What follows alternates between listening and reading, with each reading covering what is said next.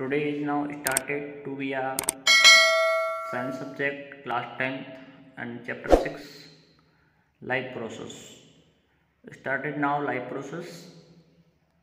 So topics in this chapter: introduction, mode of nutrition, and two types of nutritions: autotrophic and heterotropics. Autotrophic nutritions are photosynthesis process. Photosynthesis process, three types in this chapters according to raw material for photosynthesis, side of photosynthesis, and mean events of photosynthesis. Okay. Next, autotrophic nutritions according to stomata process, so function of stomata, and heterotrophic nutritions to be obtained organisms, their foods, how to obtain, and human beings nutritions and digestive systems. So in these topics are important in chapter 6 life process, and today is now we any two topics only for nutrition and stomata. Okay, आज हम discuss करने वाले हैं इस chapter के according, life process के according, introduction का, nude of nutritions and nutritions के टाइप एंड स्टोमेटा तक। नेक्स्ट जो वीडियो रहेगा, ये मेरा वीडियो पार्ट 1 है। नेक्स्ट वीडियो पार्ट 2 रहेगा जिसमें ह्यूमन बींग्स डाइजेस्टिव सिस्टम्स को हम समझेंगे, एनिमल्स न्यूट्रिशंस को समझेंगे। ओके, इंट्रोडक्शन, लाइफ प्रोसेस का इंट्रोडक्शन क्या है, इस चैप्टर का इंट्रोडक्शन। तो all living things perform certain life process like, किस पर डिपेंड करता है ये? ग्रोथ पे, एक्सक्रेशन पे, रेस्पिरेशन पे और सर्कुलेशन पे। 4 टाइप्स हैं जो growth, excretion, respiration and circulation के ऊपर डिपेंड कर रहा है, किस टाइप से ये प्रोसेस को एक्टिव करते हैं और बॉडी को ग्रोथ कराने में, परफॉर्म कराने में। ये सारी जो है इम्पोर्टेंट हैं लाइफ के प्रोसेस को क्लियर करने में। Okay, and all the process like respiration and digestion, वापस again then like respiration and digestion together to living organisms, ये जितने भी लिविंग ऑर्गेनिज्म होते हैं सब में प्रेजेंट होते हैं और इन्हीं के अकॉर्डिंग टू बॉडी जो है परफॉर्म करना स्टार्ट करती है, मेंटेनेंस करती है, और उसी मेंटेनेंस को हम बोलते हैं life process. Okay, next topic है मोड ऑफ न्यूट्रिशन। तो न्यूट्रिशन आर 2 टाइप। पहले मैं बात करूँगा यहाँ पे कि plants are autotrophics and make their own foods. Plants autotrophics के अंदर आते हैं और ये अपना फूड खुद बनाते हैं, है ना। And eat animals for their food, और एनिमल्स जो है इसको ईट भी करते हैं। कुछ एनिमल्स ऐसे हैं जो फूड प्लांट को भी ईट कर लेते हैं, ईट करते ही हैं, है ना। नेक्स्ट है न्यूट्रिशन इन एनिमल्स। तो एनिमल्स आर हेटरोट्रोपिक्स, एनिमल्स जो हैं हेटरोट्रोपिक्स होते हैं, किसी और के ऊपर डिपेंड होते हैं, dependent on plant and each other, किसी और अदर के ऊपर, है ना। हेटरोट्रोपिक न्यूट्रिशंस, तो this is kind of nutritions be in which inorganic materials water या CO2 are utilised to prepare organic food by process of photosynthesis. According to photosynthesis की जो प्रोसेस होती है उसके अकॉर्डिंग एनिमल्स जो हैं अपना प्लांट्स जो हैं अपना फूड कंडक्ट कर पाते हैं, फूड बना पाते हैं। ओके, तो कौन से फूड? जो ग्रीन प्लांट्स होते हैं, ग्रीन प्लांट ही फोटोसिंथेसिस की प्रोसेस को एक्टिव कर पाते हैं, और किसकी प्रेजेंटेशन में? Like to CO2 and water. Okay, O2, CO2, water, ये सारी जो है ऑर्गेनिक कंपाउंड, इनऑर्गेनिक मटेरियल्स हैं। और next, the organisms which carry to autotrophic nutritions are called autotrophs. Okay, organisms जो हैं जो कैरी ऑटोट्रोपिक न्यूट्रिशन को कह सकते हैं हम लोग ऑटोट्रोप्स, जो ग्रीन प्लांट्स के अकॉर्डिंग होते हैं, है ना।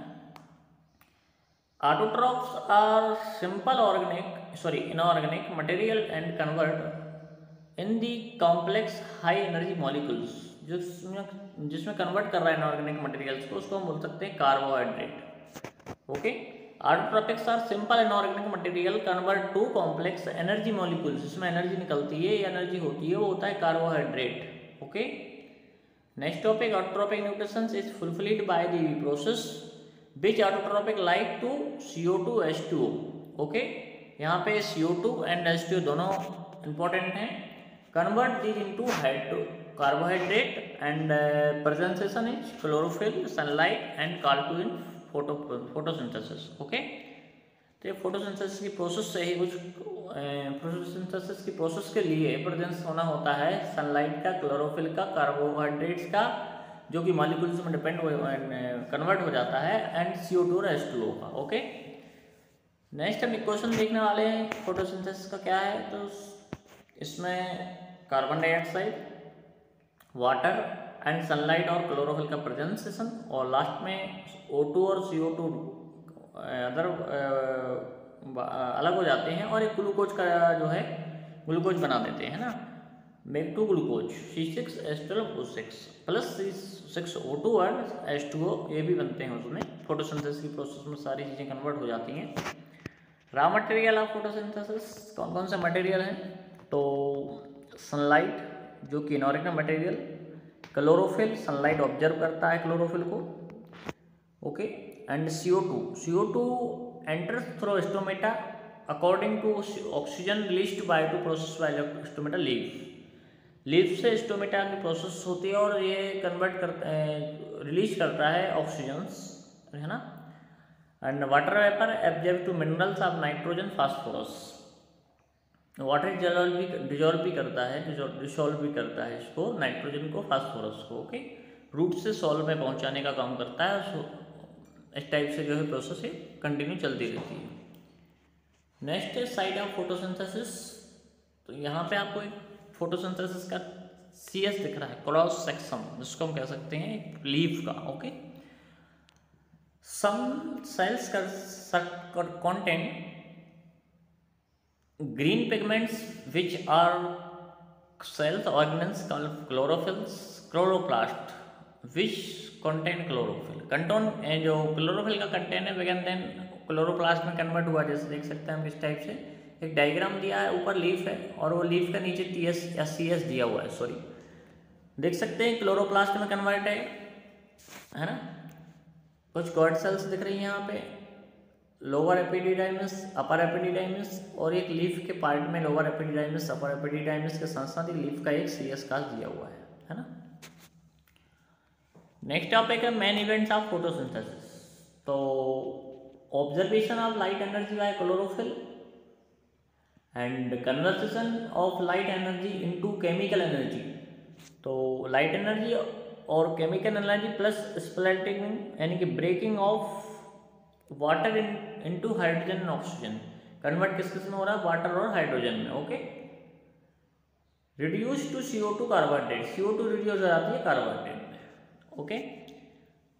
नेक्स्ट है हमारा स्टोमेटा टॉपिक। मैंने ऊपर भी टॉपिक पे पॉइंट में बात की थी। स्टोमेटा क्या है? लीफ में होने वाला है ना, लीफ में होने वाली प्रोसेस है जो लीफ के ओपन होने से, यानी स्टोमेटा ओपन होता है, CO2 और O2 का चेंज हो जाता है उस कंडीशन में, है ना। तो स्टोमेटा की स्ट्रक्चर आप देख सकते हैं डायग्राम में। Function of stomata, exchange of gases O2 and CO2 exchange होता है, and loses large amount of water vapour during transpiration. Water vapour के अकॉर्डिंग वाष्पोत्सर्जन, जिसको हम हिंदी में बोल सकते हैं, भाप बनाकर वापस भेजना, फिर वापस एक्सर्ट करना, फिर भेजना, एक कंटिन्यूसली इसका चलता रहता है ना। नेक्स्ट है हेट्रोट्रॉपिक न्यूट्रिशंस। तो nutritions are two types, autotrophic and heterotrophic. Next topic है जो हमारा वो हेट्रोट्रॉपिक न्यूट्रिशंस। तो heterotrophic nutritions are three types, holozoic nutritions, okay, saprophytic nutritions and parasitic nutritions. तो three types are nutritions, begin then types are different. Then holozoic nutritions, animals take in solid food and break down inside the body. And examples, amoeba and animals. Okay. And saprophytic में तो organisms feed in on dead dying matter. सारे जो feed जो हैं वो खराब यानी कि डायरिंग डेड होने वाले जैसे फंगी ऑब्जर्व करते हैं इन सबको। नेक्स्ट जो है पैरासाइटिक। तो पैरासाइटिक इनसाइड और outside other organism host derive duration from जैसे एक प्लांट होता है पैरासाइटिस का केशकूटा, ओके एग्जाम्पल्स। तो 3 types are heterotrophic kind of nutrition in which organisms do not process to ability of synthesize their own foods.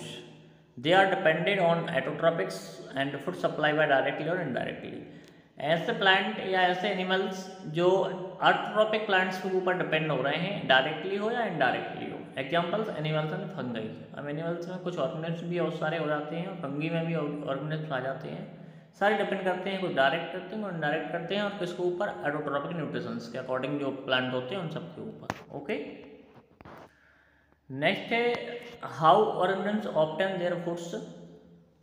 तो unicellular cells are 2 types, unicellular और multicellular. तो next then topic unicellular cells singles called the organism. तो food is taken through entire surface amoeba और paramecium. Okay, यहाँ amoeba का एक structure दिया है, अमीबा कैसे फूड इंजेक्ट कर रहा है। न्यूक्लियस के अकॉर्डिंग एक चेन है इसका, देख सकते हैं डायग्राम में चेन, इसके अकॉर्डिंग एक चेन बनाई गई है।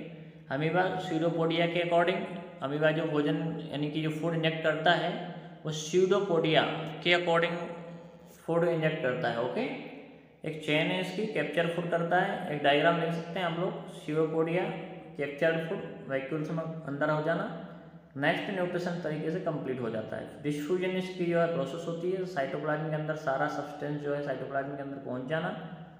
नेक्स्ट देन ये नेक्स्ट टॉपिक की बात करेंगे पैरामीशियम की। तो पैरामीशियम का जो फूड इंजेक्ट होता है वो सीलिया के अकॉर्डिंग होता है।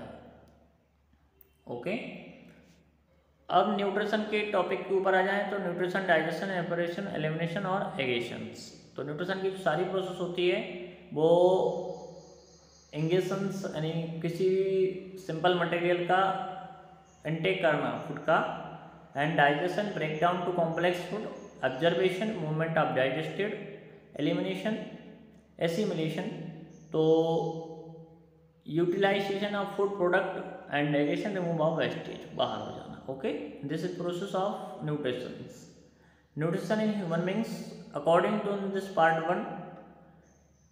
ये पार्ट 1 था मेरे इस चैप्टर्स का, और नेक्स्ट वीडियो मेरी पार्ट 2 को होने वाली है जो कि आपको digestive system, human nutrition systems, human nutrition या animal nutrition, digestive system according to सारी प्रोसेस आपको पार्ट 2 में वीडियो मिलेगी।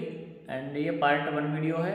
तो all over students please share करें इसे और अपने फ्रेंड्स वगैरह को बताएं, चैनल को सब्सक्राइब करें। Thanks for watching friends. मैं Rudresh Pandey, biology classes. Welcome to biology classes.